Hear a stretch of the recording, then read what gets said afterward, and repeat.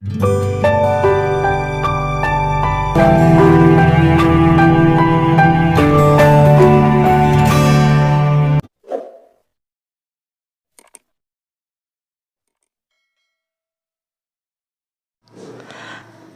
teman-teman sekalian, berjumpa kembali dengan saya Arif Gule di channel TV Laskar Kristus ini. Ini channelnya kita bersama. Jangan lupa dukung dengan cara subscribe, like, dan komen, serta share video-video daripada channel ini. Pada kesempatan kali ini teman-teman sekalian, kita akan membahas tentang sebuah cuplikan video dari kesaksian Pak Ari Wibowo ya. Dalam sebuah videonya dia katakan bahwa dia merasa kosong, dia merasa hampa gitu ya. Ada bagian dari dirinya yang belum terisi, walaupun sebenarnya dari segi materi itu Pak Ari Wibowo sudah ya artinya lebih dari cukup teman-teman sekalian ya. Dia seorang artis, jadi tentu saja dari segi materi itu pasti ada. Namun teman-teman, dia merasa hampa, dia merasa tidak terisi sepenuhnya. Nah, jadi mau tahu kenapa, apa sebabnya? Mari kita langsung saja menonton kesaksiannya yang ada berikut ini. Gitu. Jadi saya merasa bahwa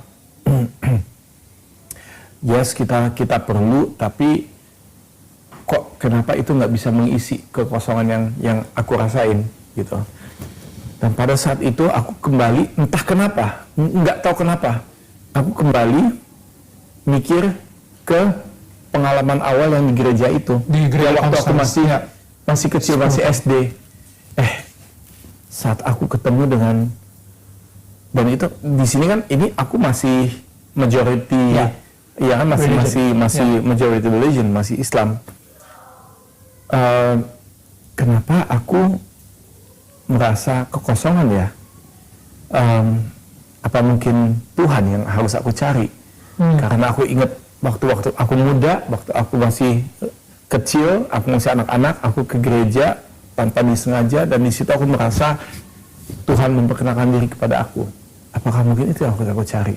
Kemudian aku mulai ke gereja, gitu. Aku mulai gereja.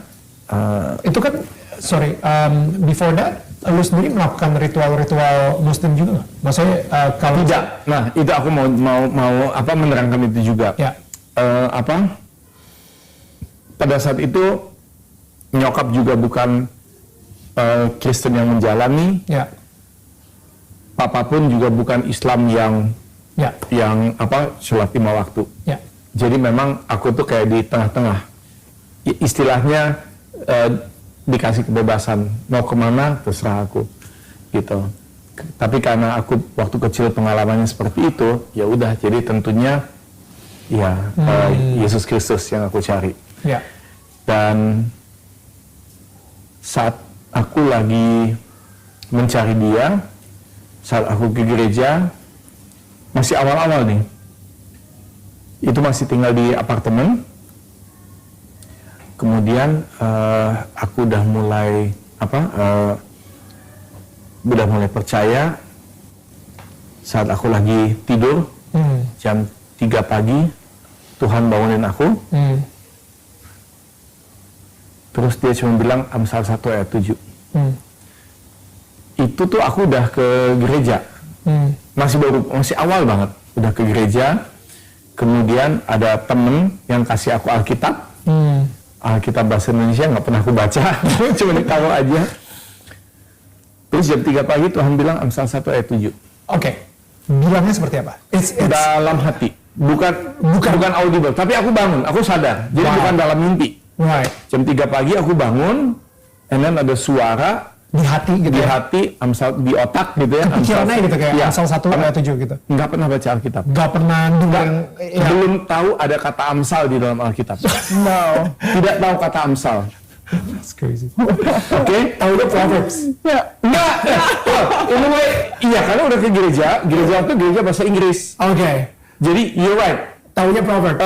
Tapi belum baca Alkitab juga. Oh iya. Maksudnya nggak tahu Proverbs juga gitu ya. Iya, tahu Proverbs tahu karena emang gereja kan bahasa Inggris. But the only Bible you had at home was in Indonesian.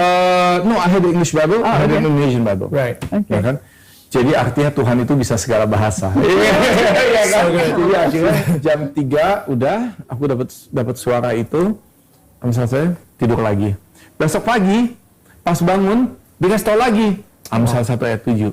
Ini apa sih gitu kan? Right. Ya udah akhirnya karena Tuhan bicara dalam bahasa Indonesia, aku cari dong Alkitab yang bahasa Indonesia. Betapa kagetnya ketika buka Amsal 1 ayat 7. Ya kan ternyata ada Amsal aja aku udah deg-degan. What? Kok ada gitu ya kan? Oh my goodness. Kaget. Ya. And then buka 1, iya of course 1 ada lah ya kan? Ayat 7, oke ada juga. Takut akan Tuhan adalah permulaan pengetahuan, tetapi orang bodoh menghina hikmat dan didikan. Ya. Gila. Ya. Jadi dibilang bahwa aku udah tahu Tuhan karena waktu kecil udah diperkenalkan, tapi aku menghina hikmat dan didikan yang kita dapat dari firman Tuhan. Jadi ya dengan kata lain, stupid boy read the Bible, ya kan? Kesannya gue digituin gitu, gue di apa bilang, don't be stupid, read the Bible, not stupid boy ya, don't be stupid, read the Bible. Ya udah, karena apa? Pada saat itu aku juga banyak dengerin televangelis dari Amerika, Creflo Dollar, ini itu yang generasi gue nggak tahu. Jadi pada saat itu gue tuh masih ngelihat mereka sebagai source of information, gitu ya. Sementara right now kita sama-sama tahu lah, banyak lah ya kan, kayak gitu penggelapan pajak lah, inilah itulah, mencari kekuasaan, mencari uang sebanyak mungkin. Televangelis, ya udah. Akhirnya aku, salah. Siapa yang menyadarkan aku? Tuhan langsung, ya kan? Dengan dia kasih tahu begitu. Wow. Oke, jangan ikutin orang, ikutin aku, gitu. Wow, hebat sekali, kesaksian luar biasa di mana dia memperoleh pengetahuan yang luar biasa tentang Tuhan, di mana Tuhan sendiri yang berbicara kepadanya melalui sebuah suara, teman-teman sekalian. Dan kita yakini dalam kekristenan bahwa itu adalah suara Roh Kudus. Ada banyak orang yang mengabaikan suara itu. Ada banyak orang yang tidak peka dengan suara itu.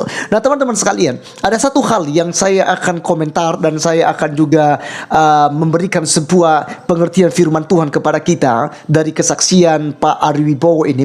Teman-teman sekalian, mari kita melihat 2 Korintus pasal 6 ayat 14 ya. Karena ini menyangkut dari apa yang disampaikannya tadi.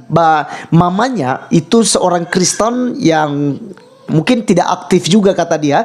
Kemudian juga papanya juga bukanlah Islam yang sholat 5 waktu gitu ya. Jadi artinya mereka menjadi Kristen hanya sebagai Kristen KTP, dan menjadi Islam hanya sebagai Islam KTP saja, sehingga mereka tidak mendalami dua-duanya. Sehingga anaknya sendiri ya, Pak Ari Wibowo itu ya mengalami dilema gitu ya, walaupun tidak dipaksakan apakah ke Islam ataupun ke Kristenan, tetapi teman-teman sekalian tentu saja berada di dalam sebuah dilema gitu ya, untuk memilih agama yang mana yang dia ikuti. Tetapi kita bersyukur di mana Tuhan menangkapnya sejak kecil dengan memperkenalkan Amsal 1 ayat 7.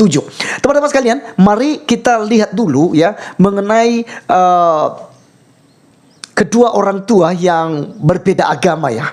Jadi ini jadi pengalaman buat kita sebagai generasi-generasi saat ini, untuk kita jangan menikah beda agama. Itu kalau bisa jauhkanlah itu ya. Mari kita menikah sesama agama. Begini teman-teman sekalian, 2 Korintus 6 ayat 14 berkata, janganlah kamu merupakan pasangan yang tidak seimbang dengan orang-orang yang tak percaya.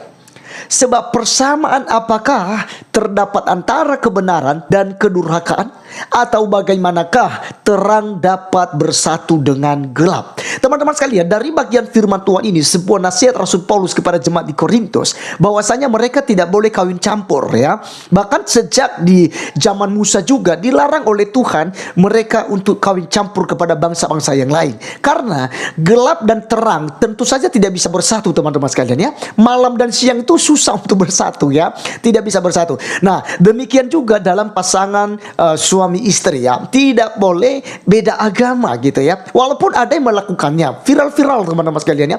Ada yang kemarin itu diberkati di gereja Katolik ya, kalau nggak salah perempuannya Islam, laki-lakinya Katolik gitu ya, dan mereka diberkati dalam dua agama gitu ya. Saya tidak tahu toleransi semacam apa itu ya, tetapi Alkitab melarang demikian teman-teman sekalian. Sebab persamaan apakah terdapat antara kebenaran dan kedurhakaan, atau bagaimanakah gelap dapat bersatu dengan terang? Ini sangat tidak bisa ya untuk bersatu. Nah, demikianlah yang dialami oleh Pak Aribowo tadi, di mana kedua orang tuanya memiliki agama yang berbeda, yaitu Kristen dan Islam, dan ini menjadi dilema bagi anak-anak. Jadi Rasul Paulus dan melalui firman Tuhan diingatkan supaya juga kita menjaga itu. Kalau bisa cari yang sesama Kristen ya, yang sesama Kristen, supaya kita bisa ya ada keharmonisan dalam mencari Tuhan dalam rumah tangga ya. Tidak mungkin yang satu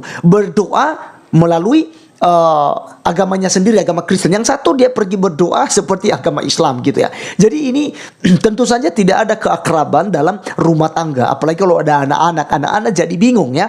Nah, teman-teman sekalian, kembali kepada apa yang disampaikan oleh Tuhan kepada Pak Ariwibowo mengenai Amsal 1 ayat 7. Jadi teman-teman sekalian, ini simple sekali, dan ini semua orang, saya pikir ya, orang-orang Kristen ini sudah menjadi ayat hafalan gitu ya. Amsal 1 ayat 7 berkata begini. Takut akan Tuhan adalah permulaan pengetahuan, tetapi orang bodoh menghina hikmat dan didikan. Ini keras sekali loh firman Tuhan ini ya. Takut akan Tuhan adalah permulaan pengetahuan, tetapi orang bodoh menghina hikmat dan didikan. Jadi teman-teman sekalian, kalau kita takut akan Tuhan, maksudnya ya kita dalam kekristenan, kita takut akan Tuhan, kita melakukan perintah-perintahnya, maka kita akan memperoleh pengetahuan yang luar biasa ya. Tetapi jika kita mengabaikan itu, kita dikatakan seperti orang bodoh ya, yang menghina hikmat dan didikan. Inilah yang dialami oleh Pak Aribowo, dan saya angkat jempol teman-teman sekalian, luar biasa. Dia dipilih Tuhan walaupun sebelumnya ya sudah diingatkan oleh Tuhan, tetapi lambat dia untuk mengerti dan peka dengan apa yang disampaikan Tuhan kepadanya. Tetapi no problem ya, dia masih diberikan kesempatan oleh Tuhan untuk beroleh kasih karunia dan keselamatan kekal yang disiapkan oleh Tuhan Yesus kepadanya. Jadi teman-teman sekalian, biarlah video kali ini boleh menjadi berkat buat kita, dan nantikan saya di video selanjutnya. Tuhan Yesus memberkati kita. Salam.